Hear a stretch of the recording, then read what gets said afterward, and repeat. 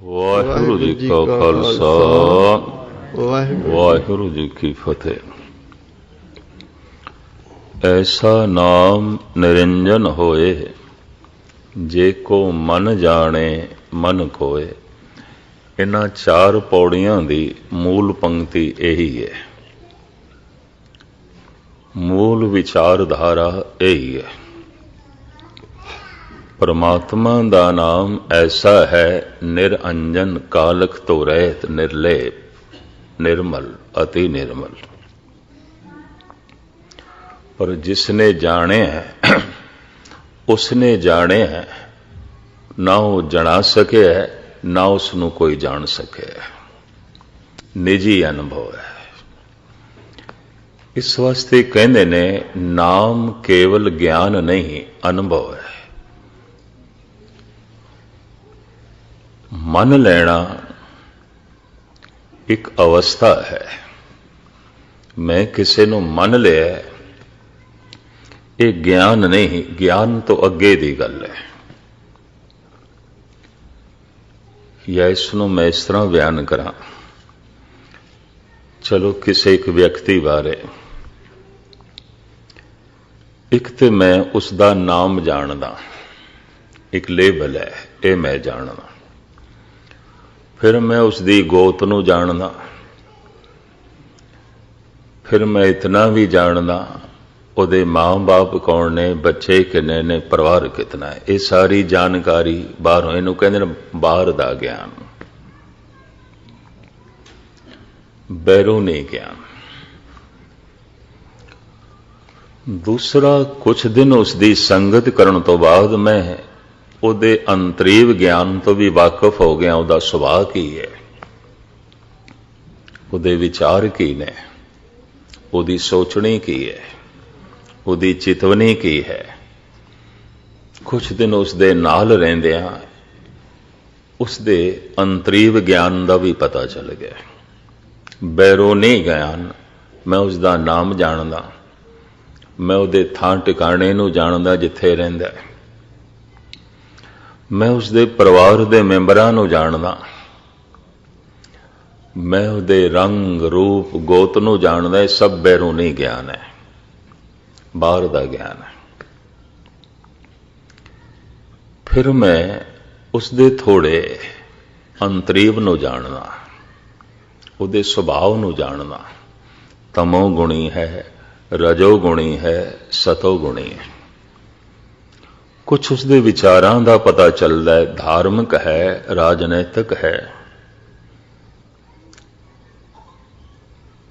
उसके व्यवहार तो, उसके उठन बैठन तो, उसके नाल कुछ रहन तो, उसकी सोचनी का, उसके विचारां का, उसकी चितवनियां का पता चलता है।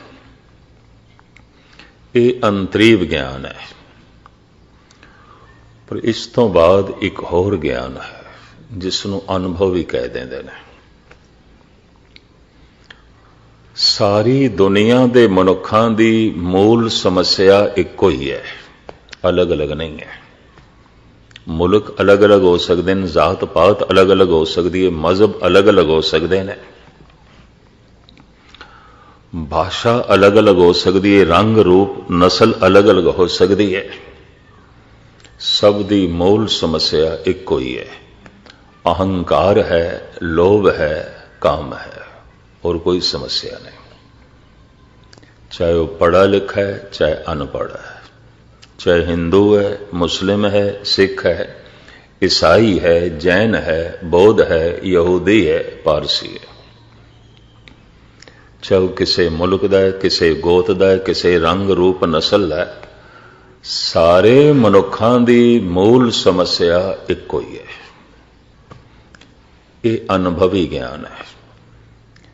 इस वास्ते जद कदी कोई लोभ करके गिरेगा, हंकार करके गिरेगा, वासना करके गिरेगा, उसनों तरस आएगा, दया आएगी, उन्होंने पता है समस्या ही है और कोई समस्या नहीं है। ये अनुभवी ज्ञान है। ये सिर्फ बाहर का ज्ञान नहीं कि चलो मैं उसके नाम नूं जानदा, उसकी गोत नूं जानदा, उसके परिवार नूं जानदा। ਭਾਸ਼ਾ ਕਿਹੜੀ ਬੋਲਦਾ ਹੈ, ਰੰਗ ਰੂਪ ਨਸਲ ਕੀ, ਤੇ ਸਭ ਬਾਹਰ ਦੀ ਜਾਣਕਾਰੀ ਹੈ। ਕੁਛ ਦਿਨ ਉਸ ਦੀ ਸੰਗਤ ਕਰਨ ਤੋਂ ਉਸ ਦੇ ਵਿਚਾਰਾਂ ਦਾ ਪਤਾ ਚੱਲਦਾ ਹੈ, ਵਿਵਹਾਰ ਦਾ ਪਤਾ ਚੱਲਦਾ ਹੈ। ਤਮੋ ਗੁਣੀ ਹੈ, ਸਤੋ ਗੁਣੀ ਹੈ, ਰਜੋ ਗੁਣੀ ਹੈ। ਲੇਕਿਨ ਇੱਕ ਹੈ ਅਨੁਭਵੀ ਗਿਆਨ ਕਿ ਸਾਰੇ ਮਨੁੱਖਾਂ ਦੀ, ਚਾਹੇ ਅਨਪੜ੍ਹ ਹੈ, ਚਾਹੇ ਪੜ੍ਹਾ ਲਿਖਾ ਹੈ, ਚਾਹੇ ਮੂਰਖ ਹੈ, ਚਾਹੇ ਸਿਆਣਾ ਹੈ, ਚਾਹੇ ਬੜੀਆਂ ਬੜੀਆਂ ਡਿਗਰੀਆਂ ਨੇ ਕੋਲ, ਬਹੁਤ ਪੜ੍ਹਾ ਲਿਖਾ ਹੈ, ਦਾਰਸ਼ਨਿਕ ਹੈ, ਚਿੰਤਕ ਹੈ, ਫਿਲਾਸਫਰ ਹੈ, ਜਾਂ ਬਿਲਕੁਲ ਮੂੜ ਹੈ, ਸਮੱਸਿਆ ਇੱਕੋ ਹੀ ਹੈ। ਤੇ ਵੀ ਮਰਜ਼ ਕਰਦੇ ਨੇ ਸਾਰਿਆਂ ਦੀ। ਇਹ ਅਨੁਭਵੀ ਗਿਆਨ ਹੈ। ਇਸ ਤਰ੍ਹਾਂ ਮਨੁੱਖ ਲੈਂਦਾ ਨਹੀਂ ਇਸ ਗੱਲ ਨੂੰ। ਜਦ ਕਿਸੇ ਨੂੰ ਗਿਰਦਾ ਹੋਇਆ ਦੇਖਦਾ ਹੈ ਤੇ ਗਿਰਾਵਟ ਕੀ ਹੈ? ਕਿਧਰੇ ਲੋਭ ਵਸ ਹੋ ਕੇ ਬੇਈਮਾਨ ਹੋ ਗਿਆ, ਕਿਧਰੇ ਹੰਕਾਰ ਵਸ ਹੋ ਕੇ ਹਿੰਸਕ ਹੋ ਗਿਆ, ਕਿਧਰੇ ਵਾਸ਼ਨਾ ਵਸ ਹੋ ਕੇ ਦੁਰਾਚਾਰੀ ਹੋ ਗਿਆ। ਇਹ ਸੀਮਾ ਦਾ ਫਰਕ ਹੈ, ਡਿਗਰੀ ਦਾ ਫਰਕ ਹੈ। ਵਾਸ਼ਨਾ ਦੇ ਚ ਉਹ ਵੀ ਹੈ, ਹੰਕਾਰ ਦੇ ਚ ਉਹ ਵੀ ਹੈ, ਜਾਂ ਲੋਭ ਦੇ ਚ ਉਹ ਵੀ ਹੈ। ਫਰਕ ਸਿਰਫ ਇਤਨਾ ਹੈ, 100 ਡਿਗਰੀ ਤੇ ਗਰਮ ਹੋ ਜਾਏ ਪਾਣੀ ਤੇ ਭਾਪ ਬਣ ਜਾਂਦਾ, ਉਸ ਤੋਂ ਪਹਿਲੇ ਨਹੀਂ। ਡਿਗਰੀ ਦਾ ਫਰਕ ਹੋ ਸਕਦਾ 99 ਤੇ ਹੋਵੇਗਾ। ਲੋਭ ਉਸ ਦੇ ਅੰਦਰ ਵੀ ਹੈ। ਉਹ ਜਦ ਕਿਸੇ ਨੂੰ ਗਿਰਿਆ ਹੋਇਆ ਵੇਖਦਾ ਹੈ ਤਾਂ ਉਸ ਨੂੰ ਤਰਸ ਆ ਜਾਂਦਾ ਹੈ। ਇਹ ਅਨੁਭਵੀ ਗਿਆਨ ਹੈ। ਈਸ਼ਵਰੀ ਚਿੰਤਨ ਕਰਦੇ ਆ ਸਮਝ ਪੈਂਦੀ ਹੈ। ਇਸ ਵਾਸਤੇ ਉਸ ਨੂੰ ਤਰਸ ਆਵੇਗਾ। ਅੱਜ ਤੱਕ ਕਿਸੇ ਸੰਤ ਨੇ ਚੋਰ ਨੂੰ ਮਾਰਿਆ ਨਹੀਂ, ਚੋਰ ਤੇ ਉਸ ਨੂੰ ਤਰਸ ਆਇਆ। ਅੱਜ ਤੱਕ ਕਿਸੇ ਸੰਤ ਨੇ ਦੁਰਾਚਾਰੀ ਨਾਲ ਵਿਵਹਾਰ ਗਲਤ ਨਹੀਂ ਕੀਤਾ, ਉਸ ਦੇ ਉੱਤੇ ਉਸ ਨੂੰ ਤਰਸ ਆਇਆ। ਪਰ ਜਿਉਂ ਸੰਨੀ ਉੱਪਰ ਚੋਰ, ਸੰਨ ਲਾਂਦਾ ਕਿਧਰੇ ਚੋਰ ਪਕੜਿਆ ਜਾਏ, ਗੁਸਤਾਖੀ ਮਾਫ। ਜਿਹੜੇ ਪੱਕੇ ਚੋਰ ਨੇ ਉਹ ਰੱਜ ਕੇ ਕੁੱਟਣਗੇ, ਉਸ ਨੂੰ ਮਾਰਨਗੇ। ਮਾਰਨ ਦਾ ਮੁੱਦਾ ਕੀ ਹੋਵੇਗਾ? ਤੂੰ ਕਮਬਖਤ ਚੋਰੀ ਦੇ ਸਫਲ ਹੋ ਗਏ, ਅਸੀਂ ਹੋਏ ਨਹੀਂ, ਕਦੀ ਹੋਏ ਨਹੀਂ, ਤੂੰ ਕਿਸ ਤਰ੍ਹਾਂ ਸਫਲ ਹੋ ਗਏ? ਇਹ ਕਾਰਨ ਹੋਵੇਗਾ। ਉਸਦੀ ਜਿਹੜੀ ਨੈਤਿਕਤਾ ਹੈ, ਬਸ ਉਹ ਡਿਗਰੀ ਦਾ ਹੀ ਫਰਕ ਹੈ ਥੋੜੇ ਜਿਹਾ। 99 ਤੇ ਹੋਵੇਗਾ, 98 ਤੇ ਹੋਵੇਗਾ। ਸੰਤ ਨੂੰ ਹਰ ਗਿਰੇ ਤੇ ਤਰਸ ਆਏਗਾ। ਉਹਨੂੰ ਦਿਸੇਗਾ ਔਗਣ ਮਨੁੱਖ ਦੀ ਕਮਜ਼ੋਰੀ ਹੈ, ਗੁਣ ਪ੍ਰਭੂ ਦੀ ਬਖਸ਼ਿਸ਼ ਹੈ, ਅਕਾਲ ਪੁਰਖ ਦੀ ਰਹਿਮਤ ਹੈ। ਕਿਸੇ ਦੇ ਅੰਦਰ ਗੁਣਾਂ ਨੂੰ ਵੇਖੇਗਾ ਤਾਂ ਈਸ਼ਵਰ ਦੀ ਉਪਮਾ ਕਰਨ ਲੱਗ ਪਏਗਾ। ਕਿਸੇ ਦੇ ਅੰਦਰ ਔਗੁਣਾਂ ਨੂੰ ਦੇਖੇਗਾ, ਤਰਸ ਆਵੇਗਾ, ਦਇਆ ਹੋਵੇਗੀ। ਇਹ ਇੱਕ ਅਨੁਭਵੀ ਗਿਆਨ ਹੈ। ਸੰਸਾਰ ਬਾਰੇ ਮੈਂ ਕਹਿ ਰਿਹਾ, ਮਨੁੱਖਾਂ ਬਾਰੇ ਮੈਂ ਕਹਿ ਰਿਹਾ। ਇੱਕ ਦਫਾ ਮੈਂ ਫਿਰ ਦੁਹਰਾ ਦਿਆਂ, ਗੱਲ ਪੂਰੀ ਪਕੜਦੇ ਚ ਆ ਜਾਏ। ਇੱਕ ਤੇ ਬਾਹਰ ਦਾ ਗਿਆਨ ਹੈ, ਮੈਂ ਸਿਰਫ ਉਸ ਦਾ ਨਾਮ ਜਾਣਦਾ, ਉਸ ਦੇ ਪਰਿਵਾਰ ਨੂੰ ਜਾਣਦਾ, ਮੈਂਬਰ ਕਿੰਨੇ ਨੇ, ਘਰ ਕਿੱਥੇ, ਥਾਂ ਟਿਕਾਣਾ ਕਿਤਨੇ, ਜ਼ਾਤ ਗੋਤ ਕੀ ਹੈ, ਬਸ ਇੰਨਾ। ਦੂਸਰਾ, ਕੁਛ ਦਿਨ ਮੈਂ ਉਸ ਦੀ ਸੰਗਤ ਕੀਤੀ ਹੈ, 10-20 ਦਿਨ, ਮਹੀਨਾ। ਉਹਦੇ ਥੋੜੇ ਜਿਹਾ ਸੁਭਾਅ ਦਾ ਪਤਾ ਚੱਲਿਆ। ਤਮੋ ਗੁਣੀ ਹੈ, ਰਜੋ ਗੁਣੀ ਹੈ, ਸਤੋ ਗੁਣੀ ਹੈ, ਪਤਾ ਚੱਲ ਜਾਂਦਾ ਵਿਵਹਾਰ ਤੋਂ। ਚਾਹੇ ਵਿਵਹਾਰ ਤਮੋ ਗੁਣੀ ਹੈ, ਰਜੋ ਗੁਣੀ ਹੈ, ਸਤੋ ਗੁਣੀ ਹੈ, ਚਾਹੇ ਰੰਗ ਰੂਪ ਨਸਲ ਕੁਛ ਵੀ ਹੈ, ਤੇ ਚਾਹੇ ਨਾਮ ਵੀ ਕੁਛ ਹੈ। ਸਾਰੇ ਮਨੁੱਖਾਂ ਦੀ ਮੂਲ ਸਮੱਸਿਆ ਇੱਕੋ ਹੈ, ਚਾਹੇ ਹਿੰਦੁਸਤਾਨੀ ਹੈ ਤੇ ਚਾਹੇ ਅਮਰੀਕਨ ਹੈ, ਚਾਹੇ ਉਹ ਅਰਬੀਅਨ ਹੈ ਤੇ ਚਾਹੇ ਈਰਾਨੀ ਹੈ, ਚਾਹੇ ਚੀਨੀ ਹੈ ਤੇ ਚਾਹੇ ਜਾਪਾਨੀ ਹੈ। ਸਾਰੇ ਮਨੁੱਖਾਂ ਦੀ ਮੂਲ ਸਮੱਸਿਆ ਇੱਕੋ ਹੀ ਹੈ। ਔਰ ਐਸਾ ਕੋਈ ਦੇਸ਼ ਨਹੀਂ ਜਿੱਥੇ ਹਿੰਸਾ ਨਾ ਹੋਵੇ, ਬੇਈਮਾਨੀ ਨਾ ਹੋਵੇ, ਦੁਰਾਚਾਰ ਨਾ ਹੋਵੇ। ਤੁਸੀਂ ਕਿਸੇ ਇੱਕ ਦੇਸ਼ ਦਾ ਵੀ ਨਾਂ ਲਓ, ਨਹੀਂ ਹੈ। ਸਭ ਜਗ੍ਹਾ ਮੌਜੂਦ ਹੈ। ਇਹ ਮਨੁੱਖ ਦੀ ਮੂਲ ਸਮੱਸਿਆ ਹੈ। ਫੌਜ ਨਾਲ, ਪੁਲਿਸ ਨਾਲ, ਅਦਾਲਤਾਂ ਨਾਲ ਇਹ ਮਸਲੇ ਨਹੀਂ ਹੱਲ ਹੁੰਦੇ, ਨਾ ਅੱਜ ਤੱਕ ਹੱਲ ਹੋਏ ਨੇ। और ये भी मैं अर्ज करा, एक मनुख किसी का कतल कर देवे, अपराध है, बहुत वड्डा अपराध है। ਉਹਦਾ हंकार उसनों इस हद तक हिंसात्मक बना दिता, उसने एक दी जान ले ली, फिर हुण कानून उसकी जान लवेगा, उन्होंने सजाए मौत।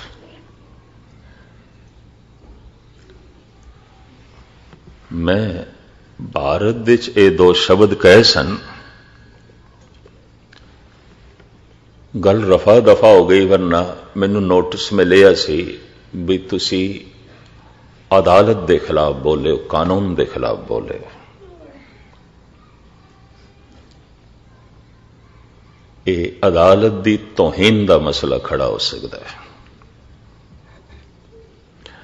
मैं एक मनुख ने कतल किया है, जुर्म है, हुण कानून उसका कतल करे तो यह किस तरह पुण्य हो गया, यह किस तरह महान हो गया।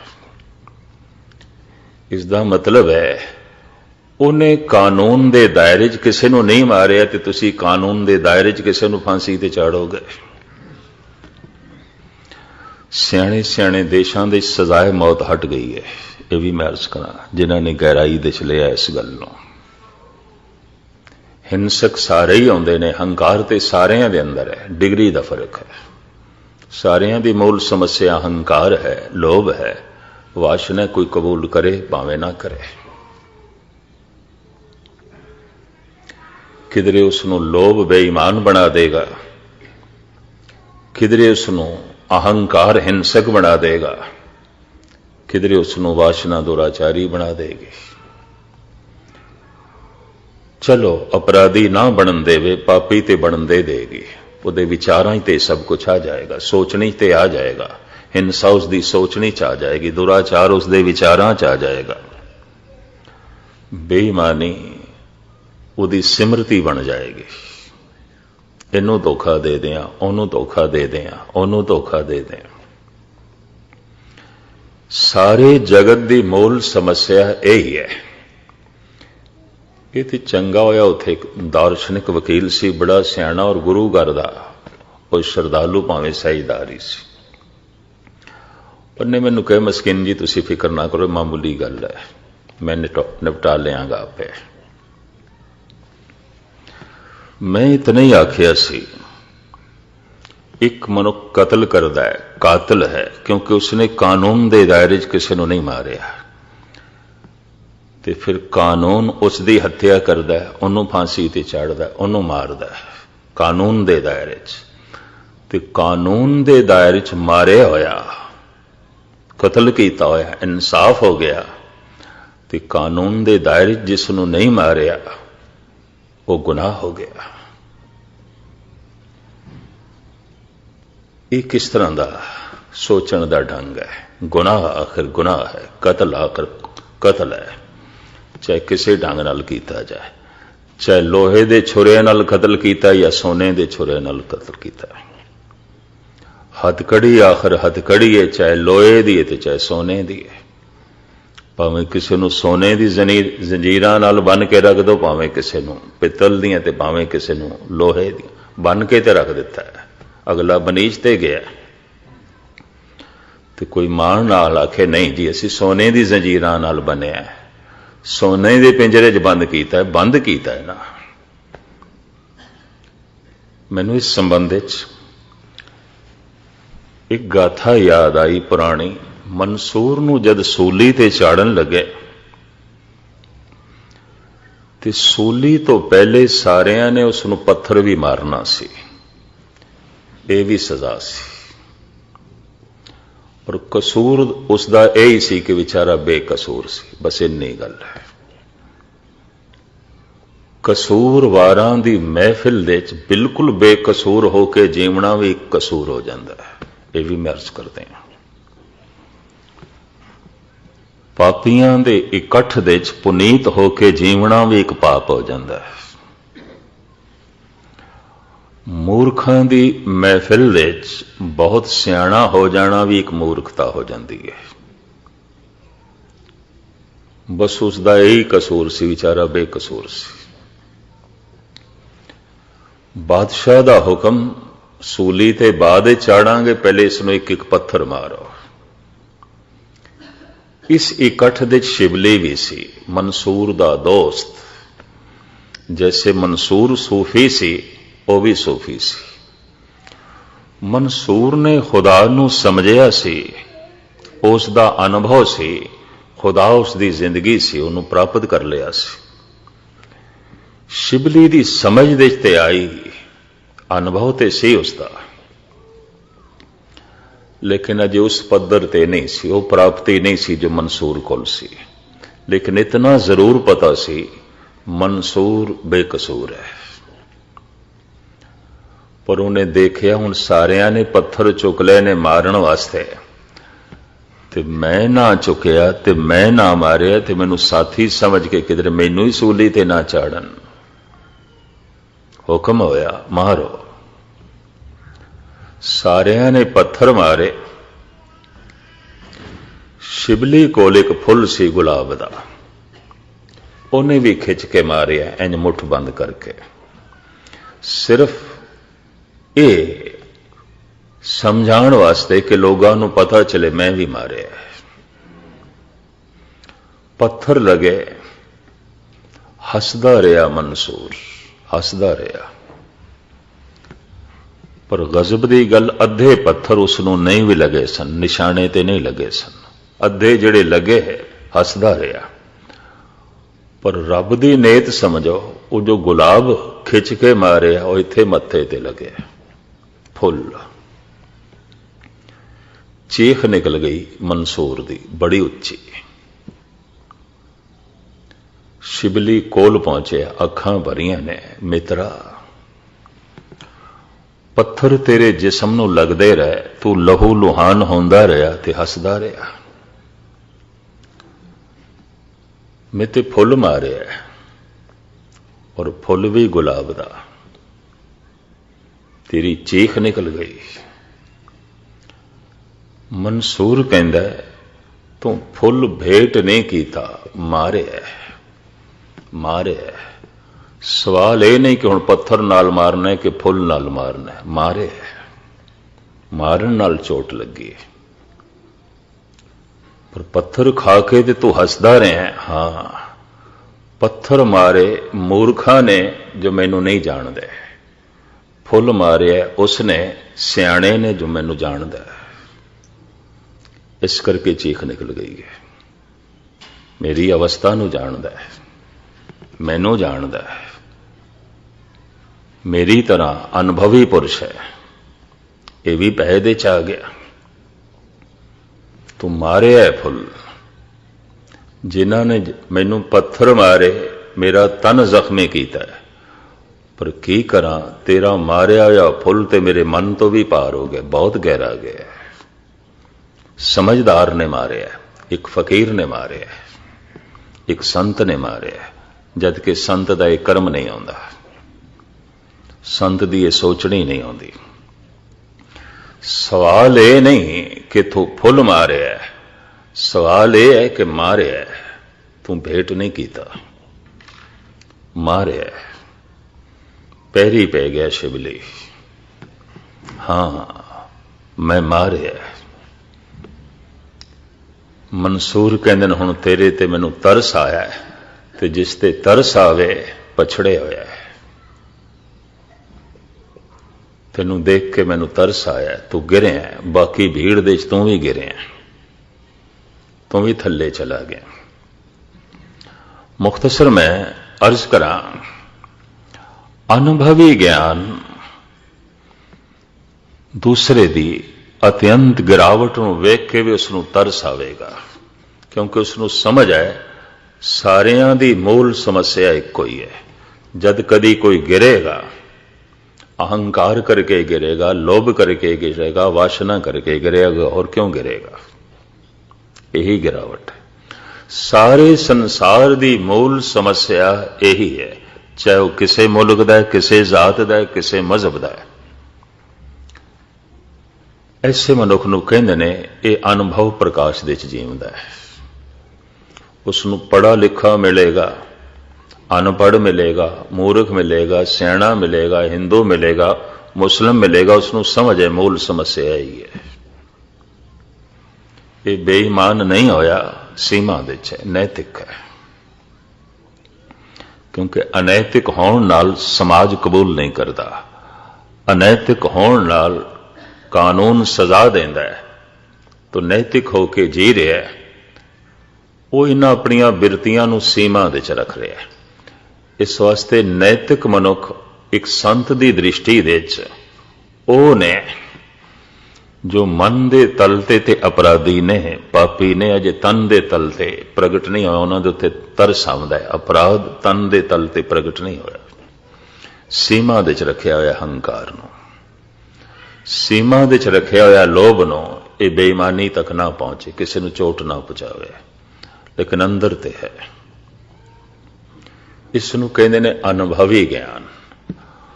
पर चूंकि सारे मनुखां दी समस्या यही आउंदी है, उसनूं तरस आउंदा है, घृणा नहीं करता। अगर घृणा भी करता है तो यह अनुभवी पुरुष नहीं है, तो संसारी है, बिल्कुल दुनियावी बंदा है। अगर यह घृणा करता है, नफरत करता है, एक तो मैनू ये पता है कि भोजन किसने बनाया है, मैनू ये पता है। एक फिर मैनू ये भी पता है कि भोजन की है, दाल की है, सब्जी की है, कि रोटी मकई दी है, कणक दी है, मैनू समझ है। ये दूसरी समझ है मैनू। एक उसकी समझ है जिन्हां ने बनाया है, एक उसकी समझ है जो बने है। ये दो समझ है। मैं फिर दोहरावां, एक तो इसकी समझ है जिसने बनाया है भोजन, एक इसकी समझ है जो बने है भोजन। भावें बनाने वाले की समझ है, भावें बने हुए की भी समझ है, पर यह भोजन मेरे जीवन का हिस्सा नहीं बनया, मेरा खून नहीं बनया, मेरा मांस नहीं बनया, क्योंकि मैं खादा ही नहीं, मैं छकिया ही नहीं। ये भोजन मेरा खून नहीं है, ये भोजन मेरी हड्डियां दे च नहीं है, ये भोजन मेरा मांस नहीं है, ये भोजन मेरे इंद्रियां की शक्ति नहीं है। मैं भोजन बारे भी जानदा, ते भोजन नूं जिन्हां ने बनाया है उस बारे भी जानदा हां, फिर भी ये भोजन मैं नहीं हाँ, ये मेरा मांस नहीं है, ये मेरा खून नहीं है। कथा कहानी सुन के, गुरबाणी पढ़ के, समझ के, एक तो मैं गुरबाणी के अर्थां नूं जानदा, एक गुरबाणी मैनू कंठ है, एक कंठ है, एक मैनू अर्थबोध का ज्ञान है। एक तो यह दो तरह की समझ है। इनू कहते ने ईश्वर के संबंध बारे जानना, परमात्मा बारे जानना। एक ऐसा होंदा है कि मनुख बाणी का रूप हो जाता है। बाणी किसनों कहते हैं? गुरु का रूप हो जाता है। वाकई जिस दिन सिख गुरु का रूप हो जाता है, गुरु नूं कहना पैंदा मेरा अपना ही रूप है, खालसा मेरो रूप है खास, खालसे मैं हूं करो निवास। वो परमात्मा का रूप हो जाता है। परमात्मा नूं भी कहना पेगा मेरा अपना ही रूप है। अब तो जाए चढ़े सिंहासन, मिले हैं सारंग पानी, राम कबीरा एक भय हैं, कोई न सके पछानी। ये राम ही हो गया।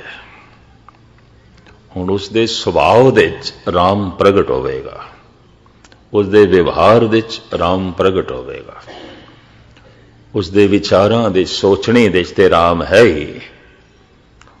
हुण उसदे रोम रोम दे राम उसका सुभाव है, राम उसकी जिंदगी है। हुण राम तो बिना होर कुछ भी नहीं, ये उसका निजी अनुभव है। सुनन तो बाद जो मनना है, मनना इस ढंग का नहीं जिवें आम समझिया जाता है बई मैं मनदा नहीं, मेरे मन का हिस्सा बन गया। जो भोजन मैं खादा नहीं वो मेरे तन का हिस्सा नहीं, और जिसनों मैं मनिया नहीं वो मेरे मन का हिस्सा नहीं। ਲੋਕੀ ਕਹਿੰਦੇ ਤੇ ਹਨ ਅਸੀਂ ਗੁਰੂ ਨੂੰ ਮੰਨਦੇ ਹਾਂ ਤਾਂ ਹੀ ਗੁਰਦੁਆਰੇ ਆਉਂਦੇ ਹਾਂ, ਅਸੀਂ ਗੁਰੂ ਨੂੰ ਮੰਨਦੇ ਹਾਂ ਤਾਂ ਹੀ ਤੇ ਮੱਥਾ ਪੈ ਟੇਕਦੇ ਹਾਂ, ਗੁਰੂ ਨੂੰ ਮੰਨਦੇ ਹਾਂ ਤਾਂ ਹੀ ਤੇ ਕਥਾ ਕੀਰਤਨ ਗੁਰੂ ਦੀ ਸੁਣਨ ਆਇਆ, ਪਰ ਵਿਵਹਾਰ ਦੇ ਵਿੱਚ ਤੇ ਗੁਰੂ ਪ੍ਰਗਟ ਨਹੀਂ ਹੁੰਦਾ। ਸੰਧਿਆ ਦਾ ਸਮਾਂ ਹੈ, ਸ਼ਰਾਬ ਦੀ ਬੋਤਲ ਖੋਲ ਕੇ ਬੈਠਾ ਹੈ, ਤੇਰਾ ਮੱਥਾ ਟੇਕਣਾ ਕੀ ਮੈਨੇ ਰੱਖਦਾ ਹੈ, ਤੇਰਾ ਗੁਰਦੁਆਰੇ ਆਣਾ ਕੀ ਮੈਨੇ ਰੱਖਦਾ ਹੈ, ਤੇਰਾ ਕਥਾ ਕੀਰਤਨ ਸੁਣਨਾ ਕੀ ਮੈਨੇ ਰੱਖਦਾ ਹੈ। ਇਹ ਮੰਨਣਾ ਨਹੀਂ ਹੈ, ਗੁਰੂ ਮਨ ਦਾ ਹਿੱਸਾ ਨਹੀਂ ਬਣਿਆ। ਇਹ ਤੇ ਇੰਜ ਹੈ ਜਿਵੇਂ ਮੈਂ ਜਾਣਦਾ ਭੋਜਨ ਕਿਸ ਨੇ ਬਣਾਇਆ ਹੈ, ਮੈਂ ਜਾਣਦਾ ਇਹ ਭੋਜਨ ਕੀ ਬਣਿਆ ਹੈ, ਮੈਂ ਇੰਨਾ ਜਾਣਦਾ ਇਹ ਦਾਲ ਬਣੀ ਹੈ, ਸਬਜ਼ੀ ਬਣੀ ਹੈ, ਰੋਟੀਆਂ ਬਣੀਆਂ ਨੇ, ਇੰਨੀ ਸਮਝ ਹੈ। ਇਹ ਜਾਣਦਾ ਕਿਸ ਨੇ ਬਣਾਇਆ ਹੈ, ਵਾਸਤਵਿਕ ਇਹ ਭੋਜਨ ਕੀ ਹੈ, ਇਹ ਤੇ ਉਸ ਦਿਨ ਸਮਝ ਪਏਗੀ ਜਦ ਮੈਂ ਖਾਵਾਂਗਾ, ਮੇਰਾ ਖੂਨ ਬਣੇਗਾ, ਮੇਰੀ ਮਿੰਜ ਤੇ ਮਾਸ ਬਣੇਗਾ, ਉਹ ਭੋਜਨ ਮੇਰਾ ਤਨ ਹੋਵੇਗਾ। ਜਿਤਨੇ ਚਿਰ ਤੱਕ ਮਨ ਹੀ ਗੁਰੂ ਨਹੀਂ ਹੋ ਜਾਂਦਾ, ਮਨ ਤੂੰ ਜੋਤ ਸਰੂਪ ਹੈ, ਆਪਣਾ ਮੂਲ ਪਛਾਣ ਤੇ ਕੀ ਮੰਨਿਆ, ਕੁਝ ਵੀ ਨਹੀਂ ਮੰਨਿਆ। ਗੁਰੂ ਮਨ ਦਾ ਹਿੱਸਾ ਬਣ ਜਾਂਦਾ, ਪ੍ਰਮਾਤਮਾ ਮਨ ਦਾ ਹਿੱਸਾ ਬਣ ਜਾਂਦਾ ਹੈ, ਤੇ ਜਦ ਪ੍ਰਮਾਤਮਾ ਹੀ ਮਨ ਹੋ ਜਾਂਦਾ ਤਾਂ ਮਨ ਤੇ ਮਿਟ ਗਿਆ, ਹੁਣ ਪ੍ਰਮਾਤਮਾ ਹੀ ਪ੍ਰਮਾਤਮਾ ਹੈ, ਇੰਜ ਕਹਿ ਲਓ। ਹੁਣ ਈਸ਼ਵਰ ਹੀ ਈਸ਼ਵਰ ਹੈ। ਤੋ ਜਿਨ੍ਹਾਂ ਦੇ ਮਨ ਨੇ ਮੰਨ ਲਿਆ, ਇਹ ਪਹਿਲੀ ਪੌੜੀ ਚ ਕੱਲ ਆਪਨੇ ਸਰਵਨ ਕੀਤਾ, ਜਿਸਨੇ ਵੀ ਮੰਨ ਲਿਆ ਭਾਵ ਪ੍ਰਮਾਤਮਾ ਜਿਨ੍ਹਾਂ ਦੇ ਮਨ ਦਾ ਹਿੱਸਾ ਬਣ ਜਾਂਦਾ ਹੈ। ਮੈਂ ਫਿਰ ਅਰਜ਼ ਕਰਨਾ, ਸੁਣਨਾ ਵੀ ਇੱਕ ਪਹਿਲੀ ਸਟੇਜ ਹੈ। ਗੁਰਦੁਆਰੇ ਆਣਾ, ਕਥਾ ਕੀਰਤਨ ਸੁਣਨਾ, ਦਾਨ ਪੁੰਨ ਕਰਨਾ, ਇਹ ਸਭ ਨੂੰ ਸ਼ਰ੍ਹਾ ਦੇ ਚ ਗਿਣਦੇ ਨੇ, ਕਰਮ ਕਾਂਡ ਦੇ ਚ ਗਿਣਦੇ ਨੇ, ਇੱਕ ਰਹਿਤ ਦੇ ਚ ਗਿਣਦੇ ਨੇ। ਤੇ ਹੁਣ ਇਸ ਨੂੰ ਇਸ ਤਰ੍ਹਾਂ ਲਈਏ, ਇਹਦੀ ਲੋੜ ਹੈ, ਲੋੜ ਹੈ। ਜਿਵੇਂ ਸਕੂਲ ਦੇ ਚ ਦਾਖਲਾ ਲੈਣਾ ਹੈ, ਲੋੜ ਹੈ। ਫਿਰ ਛੋਟੀ ਕਲਾਸ ਦੇ ਚ ਅੱਖਰਾਂ ਨੂੰ ਸਿੱਖਣਾ ਹੈ, ਅਲਫਾਬੇਟ ਸਿੱਖਣਾ ਹੈ, ਊੜਾ ਐੜਾ ਈੜੀ ABC ਇਹ ਸਿੱਖਣੀ। ਮਾਂ ਬਾਪ ਖੁਸ਼ ਹੋ ਜਾਂਦੇ ਨੇ ਜਦ ਬੱਚਾ ਅੱਖਰ ਲਿਖਣ ਲੱਗ ਪਏ, ਬਈ ਮੇਰੇ ਬੱਚੇ ਨੂੰ ਅੱਖਰ ਲਿਖਣਾ ਆ ਗਿਆ, ABC ਲਿਖਦਾ ਪਿਆ, ਊੜਾ ਐੜਾ ਈੜੀ ਲਿਖਦਾ ਪਿਆ, ਖੁਸ਼ ਹੋ ਜਾਂਦੇ ਨੇ ਮਾਂ ਬਾਪ। ਤੇ ਇਹ ਬੱਚਾ ਹੁਣ 12-14 ਸਾਲ ਦਾ ਹੋ ਗਿਆ, ਅਜੇ ਵੀ ਊੜਾ ਐੜਾ ਲਿਖਦਾ ਪਿਆ। ਉਹੀ ਮਾਂ ਬਾਪ ਜੋ ਖੁਸ਼ ਹੋਏ ਸਨ ਦੁਖੀ ਹੋਣਗੇ, ਲੈ ਇਹ ਤੇ ਅਜੇ ਵੀ ਊੜਾ ਐੜਾ, ਇਹ ਤੇ ਅਜੇ ਵੀ ABC। ਤੇ ਮਾਂ ਬਾਪ ਨੂੰ ਆਖੀਏ, ਪਹਿਲੇ ਦਿਨ ਜਦ ਇਸਨੇ ਲਿਖਿਆ ਸੀ ਤੁਸੀਂ ਪ੍ਰਸੰਨ ਹੋਏ ਸੀ, ਸ਼ਾਬਾਸ਼ ਦੇ ਰਹੇ ਸੀ, ਖੁਸ਼ ਹੋ ਰਹੇ ਸੀ, ਲੱਡੂ ਪੇ ਵੰਡਦੇ ਸੀ, ਸਾਡੇ ਬੱਚੇ ਨੂੰ ਲਿਖਣਾ ਆ ਗਿਆ, ਅੱਖਰ ਲਿਖਣਾ ਆ ਗਿਆ, ਤੇ ਹੁਣ ਲਿਖਦਾ ਪਿਆ ਤੇ ਦੁਖੀ ਕਿਉਂ ਹੋ ਰਿਹਾ? ਇਹਨੂੰ ਕਹਿੰਦੇ ਨੇ ਗ੍ਰਹਿਣ ਵੀ ਕਰਨਾ ਹੈ ਤੇ ਛੋੜਨਾ ਵੀ ਹੈ। ਅੱਖਰ ਸਿੱਖਣੇ ਵੀ ਨੇ, ਅੱਖਰ ਅਣਸਿੱਖੇ ਵੀ ਕਰ ਦੇਣਾ ਹੈ। ਸਕੂਲ ਦੇ ਵਿੱਚ ਦਾਖਲਾ ਵੀ ਲੈਣਾ ਹੈ, ਪਰ ਸਕੂਲ ਨੂੰ ਤਿਆਗਣਾ ਵੀ ਹੈ। ਦਾਖਲ ਹੋਇਆ ਸਕੂਲ ਦੇ ਵਿੱਚ, ਮਾਂ ਬਾਪ ਨੂੰ ਖੁਸ਼ੀ ਹੈ, ਜ਼ਿੰਦਗੀ 'ਚ ਕਦੀ ਤਿਆਗਣ ਦਾ ਮੌਕਾ ਹੀ ਨਹੀਂ ਆਇਆ, ਸਕੂਲ 'ਚ ਹੀ ਰਿਹਾ, ਤਾਂ ਸਕੂਲ ਤੇ ਜੇਲ੍ਹ ਖਾਨਾ ਬਣ ਗਿਆ, ਹੋਰ ਕੀ ਹੈ। ਸੰਨ 47 ਦੇ ਜਦ ਪਹਿਲੀ ਦਫਾ ਸੀ ਰਾਜਸਥਾਨ ਦੇ ਚ, ਮੈਨੂੰ ਯਾਦ ਹੈ, ਪਠਾਨਿਸਤਾਨ ਤੋਂ ਟ੍ਰੇਨ ਸਿੱਧੀ ਇੱਥੇ ਪਹੁੰਚੀ ਸੀ, ਰਿਫਿਊਜੀ ਬਣ ਕੇ ਭਾਰਤ ਦੇ ਚ ਆਏ ਸੀ। ਤੇ ਇਹ ਰਾਜਸਥਾਨ ਦੀਆਂ ਸਟੇਟਾਂ ਉਦੋਂ ਵੀ ਰਜਵਾੜੇ ਹੀ ਸਨ, ਰਾਜਿਆਂ ਦੀ ਆਪਣੀਆਂ ਹਕੂਮਤਾਂ ਸਨ, ਛੋਟੇ ਛੋਟੇ ਰਜਵਾੜੇ ਸਨ, ਜੈਪੁਰ, ਉਦੈਪੁਰ, ਅਲਵਰ, ਭਰਤਪੁਰ, ਕਰੋਲੀ, ਇਹ ਸਭ ਛੋਟੀਆਂ ਛੋਟੀਆਂ ਰਿਆਸਤਾਂ ਸਨ। ਪੰਜਾਬ ਦੀਆਂ ਵੀ ਰਿਆਸਤਾਂ ਸਨ, जैसे कि पटियाला, नाभा, जींद, कपूरथला। तो अलवर दे एक नियम सी, जेड़ा बच्चा स्कूल दे 3 दफा फेल हो गया, फिर उसनू कढ़ दिओ, उन्होंने कहो कोई होर काम करे, ये पढ़ना लिखना तेरे काम दा नहीं। ਉਹਨੂੰ ਕੱਢ ਦਿੱਤਾ ਜਾਂਦਾ ਸੀ। ਵਾਕਈ ਉਹਨੂੰ ਕਿਹਾ ਜਾਂਦਾ ਸੀ ਕੋਈ ਤੂੰ ਹੁਨਰ ਸਿੱਖ, ਕੋਈ ਦਸਤਕਾਰੀ ਸਿੱਖ, ਕਿ ਪੜ੍ਹਨਾ ਲਿਖਾ ਤੇਰੇ ਕੰਮ ਦਾ ਨਹੀਂ ਹੈ। ਨਾ ਸਕੂਲ ਦਾ ਵਕਤ ਜ਼ਾਇਆ ਕਰ, ਨਾ ਟੀਚਰਾਂ ਦਾ, ਤੇ ਨਾ ਆਪਣਾ। ਸਕੂਲ ਦੇ ਦਰਵਾਜ਼ੇ ਉਸ ਲਈ ਬੰਦ ਕਰ ਦਿੰਦੇ ਸਨ। ਜੋ ਚੌਥੀ ਦੇ 3 ਸਾਲ ਬੈਠ ਜਾਏ, ਜੋ 5ਵੀਂ ਦੇ 3 ਦਫਾ ਫੇਲ ਹੋ ਰਿਹਾ, 6ਵੀਂ ਦੇ 3 ਦਫਾ ਫੇਲ ਹੋ ਰਿਹਾ, ਕੱਢ ਦੇ ਉਸ ਨੂੰ। ਮੈਂ ਦੇਖੇ ਨੇ ਗੁਰਦੁਆਰਿਆਂ 'ਚ ਜਿਹੜੇ 40-40 ਸਾਲ ਤੋਂ ਆ ਰਹੇ ਨੇ, ਅਜੇ ਵੀ ਉੱਥੇ ਬੈਠੇ ਨੇ, ਅੱਗੇ ਨਹੀਂ ਗਏ। ਮੈਂ ਦੇਖੇ ਨੇ, ਉੱਥੇ ਹੀ ਬੈਠੇ ਨੇ। ਗਾਲਿਬ ਨੇ ਮੈਨੂੰ 40-42 ਸਾਲ ਹੋ ਗਏ ਨੇ ਕਥਾ ਕਰਦੇ ਹਾਂ, ਔਰ ਭਾਰਤ ਵਿੱਚ ਕੁਝ ਸ਼ਹਿਰ ਐਸੇ ਨੇ ਮੇਰਾ ਨਾਗਾ ਕਦੀ ਨਹੀਂ ਪਿਆ। ਪ੍ਰਭੂ ਦੀ ਕਿਰਪਾ ਮੈਂ ਹਰ ਸਾਲ ਹੀ ਉੱਥੇ ਪਹੁੰਚਿਆ। 40 ਸਾਲ ਪਹਿਲੇ ਜਿੱਥੇ ਦੇਖੇ ਸਨ, ਅੱਜ ਵੀ ਉੱਥੇ ਨੇ। ਉਹਨਾਂ ਦੇ ਮਾਨਸਿਕ ਮੰਡਲ ਵਿੱਚ ਕੋਈ ਤਬਦੀਲੀ ਨਹੀਂ ਹੋਈ। ਊੜਾ ਐੜਾ ਉਦੋਂ ਵੀ ਲਿਖਦੇ ਸਨ, ਹੁਣ ਵੀ ਲਿਖਦੇ ਨੇ। ਉਦੋਂ ਵੀ ਕਰਮਕਾਂਡੀ ਸਨ, ਅੱਜ ਵੀ ਕਰਮਕਾਂਡੀ ਨੇ। ਉਦੋਂ ਵੀ ਸ਼ਰਈ ਸਨ, ਅੱਜ ਵੀ ਸ਼ਰਈ ਨੇ। ਗ੍ਰਹਿਣ ਕਰਨਾ ਪੈਂਦਾ ਹੈ, ਛੋੜਨਾ ਵੀ ਪੈਂਦਾ ਹੈ।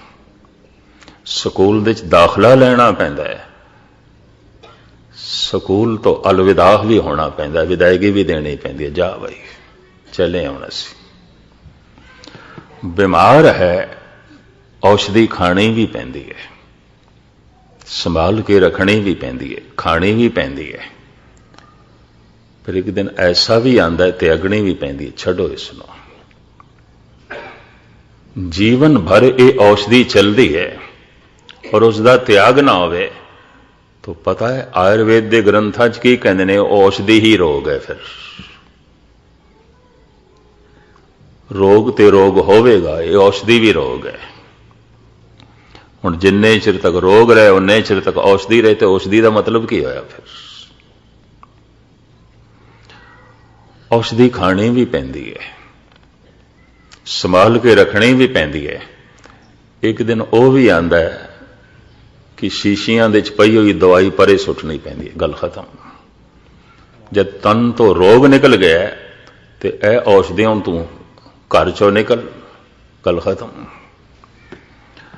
ਪਰ ਮਨੁੱਖ ਦੀ ਮਮਤਾ ਹੋ ਜਾਏ, ਪਰ ਚੂੰਕਿ ਇਸ ਔਸ਼ਧੀ ਨੇ ਮੇਰਾ ਰੋਗ ਦੂਰ ਕੀਤਾ ਹੈ ਤੇ ਇਸ ਨੂੰ ਤੇ ਮੈਂ ਸੰਭਾਲ ਕੇ ਰੱਖਣਾ, ਇਹਦੀ ਤੇ ਮੈਂ ਪੂਜਾ ਕਰਨੀ ਹੈ,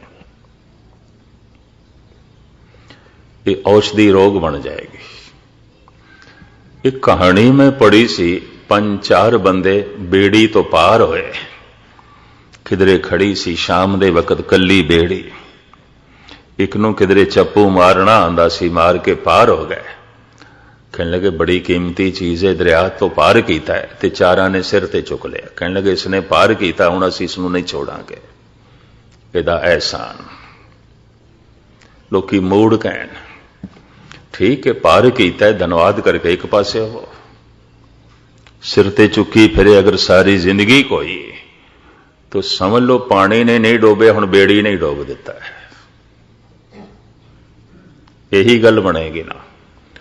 बहुत सारी दुनिया कर्म कांड दे च डुब के रह जाती है। बहुत सारी दुनिया लई कर्म कांड दवाई ना बन के रोग बन जाता है। बहुत सारे लोगों लई शरा स्कूल ना बन के जेल बन जाता है। और शरा जेल बन गई है, कर्म कांड रोग बन गया। कर्म कांड ही सिर दा बोझ बन गया, बेड़ी दी तरह। इस तरह के बंदे कठोर होणगे। धर्म की दुनिया दे अगर बहुत वड्डे खून खराबे होंदे ने इन्हां ही लोकां करके। शरा ही शरा है, बाकी कुछ नहीं, सिर्फ शरा है। सिर्फ इतना ही पता है भोजन किसने बनाया, थोड़ियां नूं थोड़ी जिहां ज्यादा जानकारी है भोजन की बनिया, खादा कोई नहीं। ये भोजन उन्हां दा शरीर नहीं है, ये भोजन उन्हां दा खून नहीं है, ये भोजन उन्हां दी मिंज ते मास नहीं है, ये भोजन उन्हां दी हड्डियां दे च नहीं है। इस जानकारी नूं बैरूनी जानकारी कहंदे ने, अनुभव नहीं है, क्योंकि मन का हिस्सा ही नहीं बनिया। मैं एक दफा फिर दोहरा दें कल वाली विचारधारा, जो भोजन मैं छकिया नहीं वो मेरे शरीर का हिस्सा नहीं है। ਜਿਸ ਨੂੰ ਮੈਂ ਅਜੇ ਆਪਣੇ ਮਨ ਦਾ ਹਿੱਸਾ ਨਹੀਂ ਬਣਾਇਆ, ਜੋ ਮੇਰੇ ਮਨ ਦਾ ਹਿੱਸਾ ਹੀ ਨਹੀਂ ਹੈ, ਉਹਨੂੰ ਮੈਂ ਕੀ ਮੰਨਿਆ? ਨਹੀਂ ਮੰਨਿਆ। ਧੰਨ ਗੁਰੂ ਗੋਬਿੰਦ ਸਿੰਘ ਜੀ ਮਹਾਰਾਜ ਨੇ ਐਵੇਂ ਨਹੀਂ ਮਨ ਨੂੰ ਗੁਰੂ ਕਹਿ ਦਿੱਤਾ। ਮਨੁਆ ਗੁਰਮੁਰ ਮਨਸਾ ਮਾਈ, ਜਿਨ ਮੋਹ ਕੋ ਸ਼ੁਭ ਕਿਰਿਆ ਪੜਾਈ। ਇਹ ਮਨ ਮੇਰਾ ਗੁਰੂ ਹੈ। ਮਨ ਨਹੀਂ ਤੇ ਪ੍ਰਮਾਤਮਾ ਨੂੰ ਪ੍ਰਗਟ ਕਰ ਦਿੱਤਾ। ਮਨ ਨੇ ਮੰਨਿਆ ਤੇ ਮੰਨਿਆ ਕਿ ਮਨ ਹੀ ਜੋਤ ਸਰੂਪ ਹੋ ਗਿਆ। ਮਨ ਤੂੰ ਜੋਤ ਸਰੂਪ ਹੈ, ਆਪਣਾ ਮੂਲ ਪਛਾਣ। ਜਿਸਨੇ ਮੰਨ ਲਿਆ, ਮਹਾਰਾਜ ਕਹਿੰਦੇ ਨੇ ਇੱਕ ਮਸਲਾ ਹੋਰ ਹੈ, ਸਮੱਸਿਆ ਹੋਰ ਹੈ। ਜਿਸਨੇ ਮੰਨ ਕੇ ਜਾਣ ਲਿਆ ਉਹ ਜਣਾ ਨਹੀਂ ਸਕਦਾ। ਇੱਕ ਸਾਇੰਟਿਸਟ ਨੂੰ ਕੁਝ ਲੱਭਿਆ, ਇੱਕ ਵਿਗਿਆਨਕ ਨੂੰ ਕੁਝ ਲੱਭਿਆ ਤੇ ਉਸਨੇ ਜਾਣਿਆ, ਉਹਦਾ ਉਹ ਪ੍ਰਤੱਖ ਪ੍ਰਮਾਣ ਰੱਖ ਦਿੰਦਾ, ਬਾਕੀ ਸਾਇੰਟਿਸਟ ਉਸ ਨਾਲ ਸਹਿਮਤ ਹੋ ਜਾਂਦੇ। ਇਸ ਵਾਸਤੇ ਫਿਰ ਕੇ ਕਤਈ ਵਿਗਿਆਨ ਦੀ ਦੁਨੀਆ 'ਚ ਨਹੀਂ ਬਣੇ, ਔਰ ਝਗੜਾ ਵੀ ਨਹੀਂ ਹੈ, ਖੂਨ ਖਰਾਬਾ ਵੀ ਨਹੀਂ ਹੈ। ਧਰਮ ਦੀ ਦੁਨੀਆ 'ਚ ਹੈ। ਧਰਮ ਦਾ ਜਿਸ ਨੂੰ ਅਨੁਭਵ ਹੋਇਆ, ਇੱਕ ਤੇ ਉਹ ਪੁਰਸ਼ ਹੈ ਜਿਸ ਨੂੰ ਅਨੁਭਵ ਹੋਇਆ। ਫਿਰ ਇੱਕ ਉਹ ਨੇ ਜੋ ਉਸ ਦੀ ਪੂਜਾ ਪ੍ਰਤਿਸ਼ਠਾ ਕਰਦੇ ਨੇ, ਉਹਨੂੰ ਮੰਨਦੇ ਨੇ। ਹੁਣ ਉਹਨਾਂ ਨੇ ਮੰਨਿਆ, ਉਹਨੂੰ ਬਾਹਰੋਂ ਦੇਖ ਕੇ, ਜਿਵੇਂ ਹੁਣੇ ਮੈਂ ਅਰਜ਼ ਕੀਤੀ ਹੈ, ਮੈਂ ਕਿਸੇ ਦਾ ਨਾਮ ਜਾਣਦਾ, ਉਹਦੇ ਪਰਿਵਾਰ ਨੂੰ ਜਾਣਦਾ, ਪਰਿਵਾਰ ਦੇ ਮੈਂਬਰਾਂ ਨੂੰ ਜਾਣਦਾ, ਉਹਦੀ ਗੋਤ ਜਾਣਦਾ, ਉਹਦਾ ਮਜ਼ਹਬ ਜਾਣਦਾ। ਇਹ ਸਾਰੀ ਜਾਣਕਾਰੀ ਮੇਰੀ ਬਾਹਰ ਦੀ ਹੈ। ਇਹ ਅੰਦਰੂਨੀ ਜਾਣਕਾਰੀ ਨਹੀਂ ਹੈ, ਇਹ ਅਨੁਭਵ ਨਹੀਂ ਹੈ। ਇਸੇ ਤਰੀਕੇ ਦੇ ਨਾਲ ਇਹਨਾਂ ਮਹਾਂਪੁਰਸ਼ਾਂ ਦੇ ਆਲੇ ਦੁਆਲੇ ਬੈਰੂਨੀ ਜਿਹੜੀ ਜਾਣਕਾਰੀ ਆਉਂਦੀ ਹੈ, ਫਿਰਕੇ ਖੜੇ ਹੋ ਜਾਂਦੇ ਨੇ, ਟੋਲੇ ਖੜੇ ਹੋ ਜਾਂਦੇ ਨੇ, ਬੜੇ ਸੰਘਰਸ਼ ਆਉਂਦੇ ਨੇ, ਖੂਨ ਖਰਾਬੇ ਆਉਂਦੇ ਨੇ। ਇਹ ਵੀ ਮਹਿਸੂਸ ਕਰਦੇ ਹਾਂ। ਚਾਰ ਮਹਾਂਪੁਰਸ਼ ਮਿਡਲ ਈਸਟ ਦੇ ਵਿੱਚ ਪੈਦਾ ਹੋਏ। ਮੂਸਾ ਹੋਇਆ, ਈਸਾ ਹੋਇਆ, ਜ਼ਰਦਰਸਤ ਹੋਇਆ ਔਰ ਮੁਹੰਮਦ ਸਾਹਿਬ ਹੋਏ। ਮੇਰਾ ਐਸਾ ਅਨੁਭਵ, ਅਗਰ ਚਾਰੋਂ ਇੱਕੋ ਹੀ ਸਮੇਂ ਆਉਂਦੇ ਤੇ ਇਹਨਾਂ ਨੇ ਇੱਕ ਦੂਜੇ ਨੂੰ ਗਲਵਕੜੀ 'ਚ ਲੈਣਾ ਸੀ, ਪਰ ਚੂੰਕਿ ਸਮਾਂ ਦਾ ਗੈਪ ਪਾ ਕੇ ਹੋਏ ਨੇ, ਅੰਤਰਾਲ ਦੇ ਨਾਲ ਹੋਏ ਨੇ। 3000 ਸਾਲ ਪਹਿਲੇ ਮੂਸਾ ਸੀ, ਗਾਲਬਨ 2000 ਸਾਲ ਪਹਿਲੇ ਈਸਾ ਸੀ, 1700-1800 ਸਾਲ ਪਹਿਲੇ ਜ਼ਰਦਰਸਤ ਹੋਇਆ ਤੇ ਗਾਲਬਨ ਪੌਣੇ 1400 ਸਾਲ ਹੋਏ ਮੁਹੰਮਦ ਸਾਹਿਬ ਨੂੰ। तो समय ਦਾ ਅੰਤਰਾਲ ਹੈ। ਉਸ ਕਾਰਨ ਕਰਕੇ ਮੁਸਲਮਾਨ ਯਹੂਦੀ ਨੂੰ ਗਲਵਕੜੀ 'ਚ ਨਹੀਂ ਲੈ ਸਕਦਾ। ਯਹੂਦੀ ਤੇ ਈਸਾਈਅਤ ਕਾਫੀ ਲੰਬੇ ਸਮੇਂ ਤੱਕ ਦੁਸ਼ਮਣ ਰਹੇ ਨੇ। ਇਹ ਵੀ ਮੈਂ ਅਰਜ਼ ਕਰਦੇ ਹਾਂ। ਅੱਜ ਵੀ ਅਰਬ ਇਸਰਾਈਲ ਯਹੂਦੀਆਂ ਤੇ ਮੁਸਲਮਾਨਾਂ ਦੀ ਨਹੀਂ ਬਣਦੀ, ਇੱਕ ਦੂਜੇ ਦੇ ਜਾਨੀ ਦੁਸ਼ਮਣ ਨੇ। ਪਰ ਉਹ ਚਾਰੇ ਜੇ ਕਿਧਰੇ ਇੱਕੇ ਸਮੇਂ 'ਚ ਆਉਂਦੇ, ਸਮੇਂ ਦਾ ਅੰਤਰਾਲ ਨਾ ਆਉਂਦਾ, ਤਾਂ ਉਹਨਾਂ ਚਾਰਾਂ ਨੇ ਗਲਵਕੜੀ 'ਚ ਇੱਕ ਦੂਜੇ ਨੂੰ ਲੈਣਾ ਸੀ। ਇਹ ਠੀਕ ਹੈ, ਖੂਨ ਖਰਾਬਾ ਤੇ ਭਾਰਤ ਦੇ 'ਚ ਨਾ ਹੋਇਆ ਮਹਾਤਮਾ ਬੁੱਧ, ਮਹਾਵੀਰ, ਗੁਰੂ ਨਾਨਕ ਜਾਂ ਕ੍ਰਿਸ਼ਨ ਰਾਮ ਦੇ ਨਾਂ ਤੇ, ਪਰ ਦੂਰੀਆਂ ਤੇ ਹਨ। ਪਰ ਇਹ ਵੀ ਕਿਧਰੇ ਇੱਕੋ ਹੀ ਵਕਤ ਹੋਏ ਹੁੰਦੇ ਨਾ, ਇੱਕੋ ਹੀ ਵਕਤ ਇਹਨਾਂ ਨੇ ਵੀ ਗਲਵਕੜੀ ਪਾਣੀ ਸੀ। ਇਹ ਵੀ ਮੈਂ ਅਰਜ਼ ਕਰਦੇ ਹਾਂ। ਇੱਕ ਥਾਂ ਤੇ ਬੈਠਣਾ ਸੀ ਇਹਨਾਂ ਨੇ। ਜਿਵੇਂ ਗੁਰੂ ਨਾਨਕ ਨੇ ਰਾਮਾਨੰਦ ਨੂੰ, ਫਰੀਦ ਨੂੰ, ਕਬੀਰ ਨੂੰ, ਤ੍ਰਿਲੋਚਨ ਨੂੰ, ਰਵਿਦਾਸ ਨੂੰ ਇੱਕੋ ਥਾਂ ਤੇ ਬਿਠਾਇਆ, ਉਹਨਾਂ ਸਾਰਿਆਂ ਨੇ ਗਲਵਕੜੀ ਪਾਣੀ ਸੀ। ਪਰ ਸਮੇਂ ਦਾ ਅੰਤਰਾਲ ਪਾ ਕੇ ਹੋਏ, ਕਿਧਰੇ 5000 ਸਾਲ ਪਹਿਲੇ ਸ਼੍ਰੀ ਰਾਮ ਤੇ 500 ਸਾਲ ਪਹਿਲੇ ਗੁਰੂ ਨਾਨਕ। ਸਮੇਂ ਦਾ ਗੈਪ ਬੜਾ ਹੈ, ਸਮੇਂ ਦਾ ਅੰਤਰਾਲ ਬੜਾ ਹੈ। ਤੇ ਆਲੇ ਦੁਆਲੇ ਇਹਨਾਂ ਮਹਾਂਪੁਰਸ਼ਾਂ ਦੇ ਜੋ ਭੀੜ ਇਕੱਠੀ ਹੋ ਜਾਂਦੀ, ਉਹ ਬਾਹਰੋਂ ਜਾਣਦੇ ਨੇ। ਉਹਨਾਂ ਕੋਲ ਅੰਤਰੀ ਵਿਗਿਆਨ ਨਹੀਂ ਹੁੰਦਾ, ਉਹਨਾਂ ਕੋਲ ਅਨੁਭਵ ਨਹੀਂ ਹੁੰਦਾ। ਜੈਸੇ ਇੱਕ ਮਨੁੱਖ ਨੂੰ ਮੈਂ ਬਾਹਰੋਂ ਜਾਣਦਾ, ਮੈਂ ਹੁਣੇ ਹੀ ਅਰਜ਼ ਕੀਤੀ ਹੈ, ਸਿਰਫ ਇੱਕ ਦਫਾ ਫਿਰ ਦੁਹਰਾ ਦਿਆਂ, ਮੈਂ ਜਾਣਦਾ ਰਹਿੰਦਾ ਕਿੱਥੇ, ਇਹਦਾ ਨਾਮ ਕੀ ਹੈ, ਇਹਦੇ ਪਰਿਵਾਰ ਦੇ ਮੈਂਬਰ ਕਿਤਨੇ ਨੇ, ਇਹਦਾ ਰੰਗ ਰੂਪ ਕੀ ਹੈ, ਮਜ਼ਹਬ ਕੀ ਹੈ, ਬਸ ਮੈਂ ਇਤਨਾ ਹੀ ਜਾਣਦਾ ये तो सारी जानकारी बाहर दी है। यह इंज कह लो उसके नाम बारे मैं जानदा, मैं उसनों नहीं जानदा। मैं उसके परिवार बारे जानदा, मैं उसनों नहीं जानदा। मैं उसके घर बारे जानदा, कित्थे रहिंदा है, मैं उस मनुख नूं नहीं जानदा। मैं उसके मजहब बारे जानदा, हिंदू है, मुस्लिम है, सिख है, मैं उसनों नहीं जानदा। ये तो मजहब बारे जानना हो गया, तो उसके घर बारे जानना हो गया, तो उसके परिवार बारे जानना हो गया। वो की है? ये कोई जानना थोड़ी है। दरअसल महापुरुषां नूं भी लोकी सब बारों बारों ही जानते हैं। किस कुल दे च पैदा होए, रंग रूप की सी, भाषा की सी, आखिया की है, उन्हां दे अनुभव की सन, कदी कदाई कोई पहुंचता है उन्हां तक, कदी कदाई।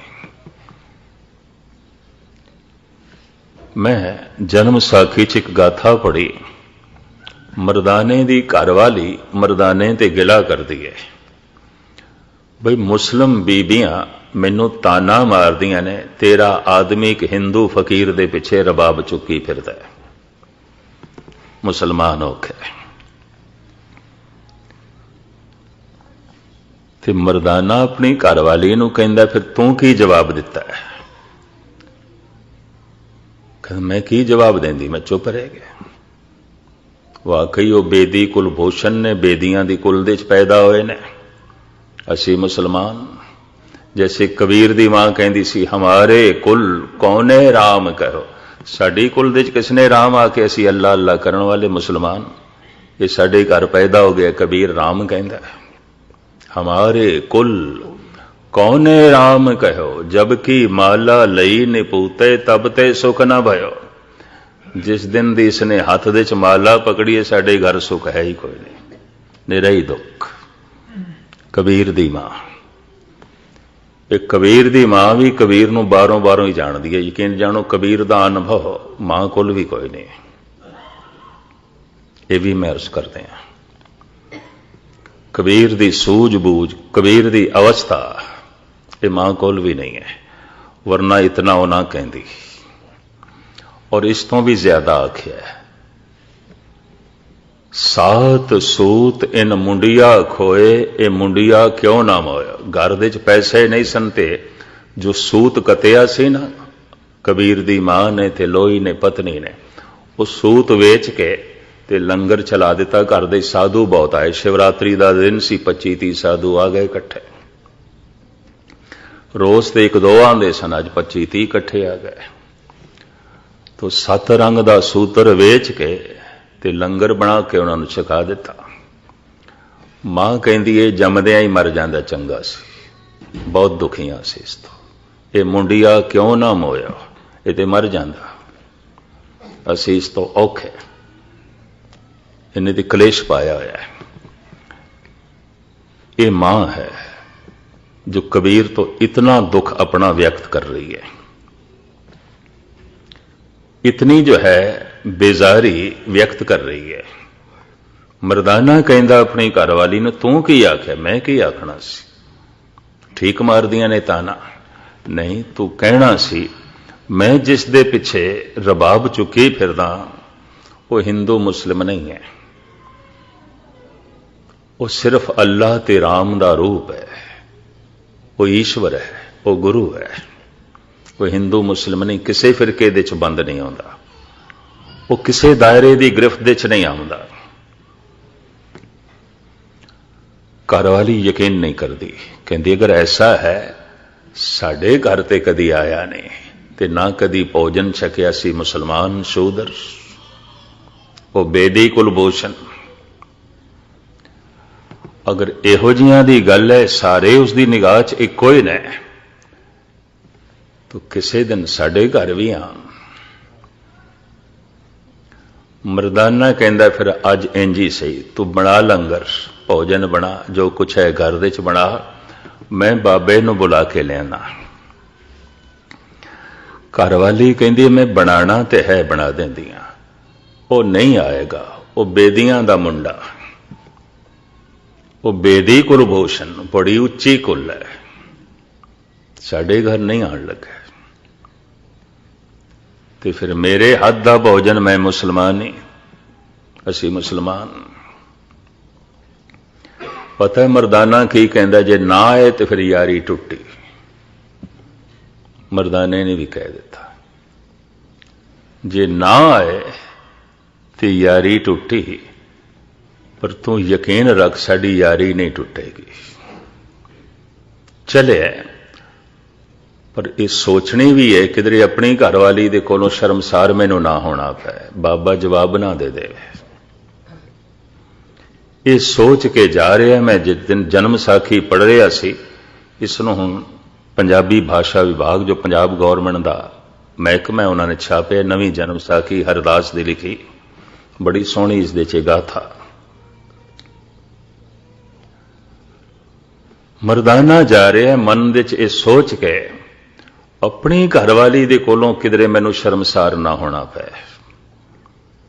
जा ही रहा, अजे 200 कदम ही चलिया होना है, बाबा जी रस्ते च मिले, सलाम की, सजदा किया। सुभाविक पुछ लिया, बाबा जी किथे चले? तो सतगुरु कहते मरदाने अज सवेरे दा जी कर रहा सी, दोपहर का लंगर तेरे कोल छक लेंदे, भोजन तेरे कोल छक लईए, चल। रो पिया, चीख निकल गई मरदाने दी। बाबा एक निक्का जिहा किणका शक दा आ गया सी। गुरु ते ओ है, और वास्तविक गुरु वो है जो हिरदे दे शक नूं मिटा देवे, जिसदा नाम, जिसदा ज्ञान, जिसदी होंद अंदर दे सारे शक धो देवे। आ गया सी शक, बाबा दूर हो गया। वाकई तू सांझा है, जिस तरह सूरज सांझा होंदा है, इस तरह ही अवतारी पुरुष ते संत सांझे होंदे ने, और जो सांझा ने उसनों संत कहने की लोड़ भी नहीं, अवतार कहने की लोड़ नहीं। वो सूरज नहीं होवेगा, किसी घर का जलदा होया टिमटिमांदा होया कोई दीवा ही हो सकता है, और कुछ नहीं, वक्त नाल बुझ जाएगा। ये भी महर्ष करते हैं, वो सूरज नहीं होवेगा। खैर, इस भूमिका नूं मैं बहुत लमकावा ना ते बतावा ना। परमात्मा का नाम जिन्हां दे मन का हिस्सा बन गया, इसनूं कहंदे ने मनन। जो जो मैं मनिया है उही मेरा मन है। ये भी मेरी सरवण करनी गौर नाल, जो मैं मनिया है उही मेरा मन है। अगर मैं लक्ष्य नूं साधन की तरह मनिया ते साधन नूं लक्ष्य की तरह, जैसे मैं इत्थों किसी शहर पहुंचना है,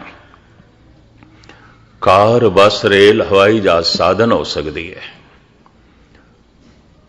पर मैं साधन नूं लक्ष्य की तरह वरत लवां, कार विच बैठा तो हुण मैं उतरना ही क्यों है, बस कार विच बैठना ही मेरा लक्ष्य, तो मैं साधन नूं भुल जावां, लक्ष्य नूं भुल जावां जिथे मैं पहुंचना सी। लोकी परमात्मा नूं, धर्म नूं, गुरुआं नूं साधन की तरह वरतते हैं, लक्ष्य की तरह नहीं। मनोरथ है परमात्मा, मनोरथ है ईश्वर, मनोरथ है गुरु। परिवार का मिल जाना, धन का मिल जाना, संपदा का मिल जाना, ये तो रस्ते के पड़ाव ने, साधन ने। पर हुण परिवार ही जीवदा रहे और सदैवी रहे और धन ही वधदा रहे, हमेशा वधदा रहे, ऐ गुरु असीस वास्ते तेरे को आए, और कोई मतलब नहीं है। ये प्रभु तेरा नाम इस वास्ते जपदे पाया। तो हुण परमात्मा साधन बन गया, परिवार लक्ष्य बन गया, धर्म साधन बन गया, धन लक्ष्य बन गया। धर्म छोटा हो गया, संसार वड्डा हो गया। ये लोग संसार नूं मन के निरंकार की इबादत पे करते हैं, निरंकार नूं मन के निरंकार की इबादत नहीं कर रहे। ये दुनिया साधन की तरह गुरु नूं वरत रही है, और जब साधन की तरह वरत रही है तो साधन नाल मोह भी हो जाएगा। अगर मोह हो गया तो परमात्मा नूं भुल गए, तो महर्ष करा किधरे किधरे धर्म ये भी माया बन जाएगा। जैसे गुरु अर्जन देव जी महाराज बड़ा सोहना कहते हैं, माया चित भरमेण इष्ट मित्र एक बांधवे, किधरे परिवार रोकदा है, किधरे बंधु रोकते हैं, किधरे धन संपदा रोकती है, किधरे इष्ट भी रोक देवे। इष्ट नाल इतना मोह हो जाए भी मेरा ही इष्ट वड्डा है, बाकी सारे एवें ही ने। जिन्हों मैं मनदा बस यही महान है, बाकी सारे एवें ही ने। और मैं उस नाल इतना जुड़ गया, हुण इस तो अगे परमात्मा की मैं सोचता ही नहीं। तो गुरु अर्जन देव जी कहते ने इष्ट भी माया हो गया, इष्ट भी माया है। कुछ जगत दे इस ढंग दे काफी अनुभव देखने को मिलते हैं। इष्ट नूं साधन की तरह लैके परमात्मा नूं लक्ष्य रखे और इष्ट नूं भी छोड़ गए, अगे लंघ गए। कर्मकांड नूं भी छोड़ गए, अगे लंघ गए, परमात्मा का रूप हो गए।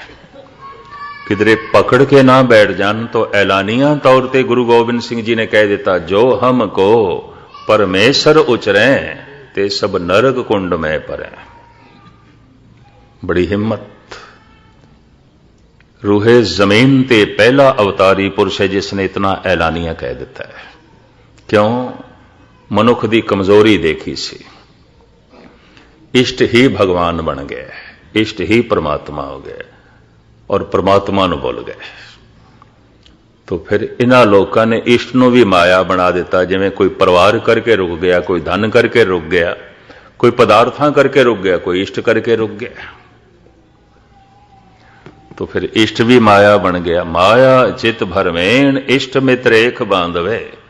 सूफी फकीर शेख शरफ ने गुरु नानक नूं पुछिया सी, तुसी कौन हो?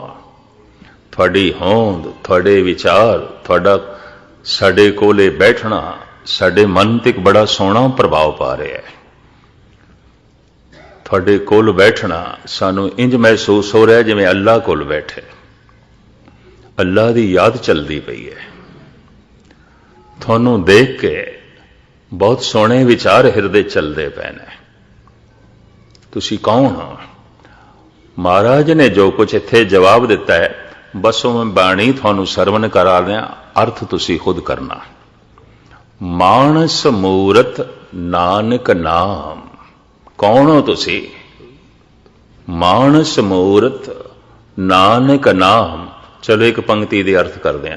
मनुख हां और इस मनुख दा नाम नानक है। बंदा, बंदे दा नाम नानक है। मानस मूरत नानक नाम करणी कुत्ता दर फुरमान। शेख शरफ पैरी पै गया, सजदा करदा है, कुर्बान जांदा है। बाबा ऐ वली अल्लाह, थानू वेख के थोड़े कोल बैठ के सानू अल्लाह चेते आया है, रब चेते आया। तुसी कुछ भी पै आखो, सानू अल्लाह चेते आया है। तो खैर मुख्तसर मैं अर्ज करा, अवतार पीर पैगंबर संत महंत इन्हों भी परमात्मा के रस्ते च उपयोग की तरह ले सकते हैं, पर उत्थे ही रुक गए, उत्थे ही रुक गए। तो यह भी माया बन गए। यह भी मैं अर्ज करते हैं क्योंकि महाराज की बाणी कहती है, अवतार ना पावे अंत परमेश्वर पार ब्रह्म बेअंत।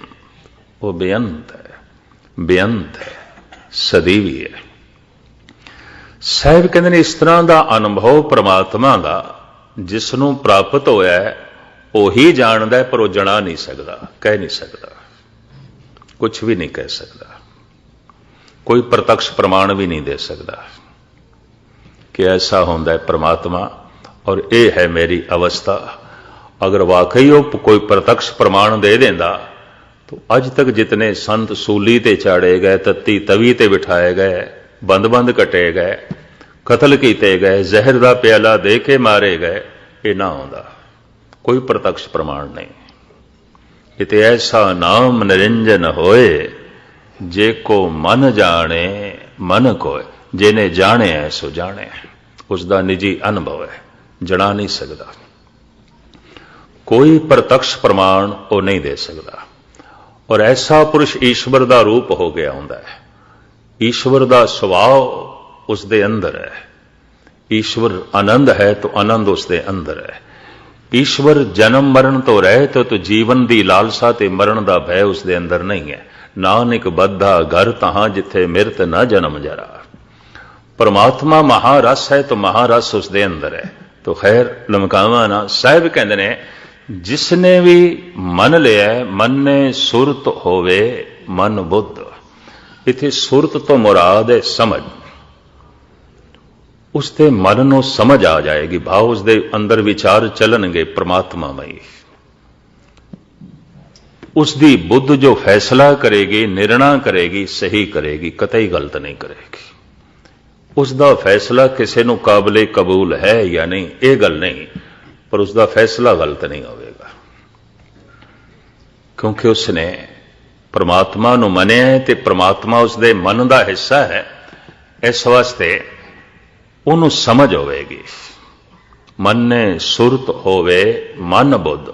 मन को समझ होगी, बुद्ध को समझ होगी, भाव अंदर विचार ईश्वरमई चलणगे, ਉਹਦਾ फैसला बिल्कुल सही होगा, गलत नहीं होगा। हाँ जी।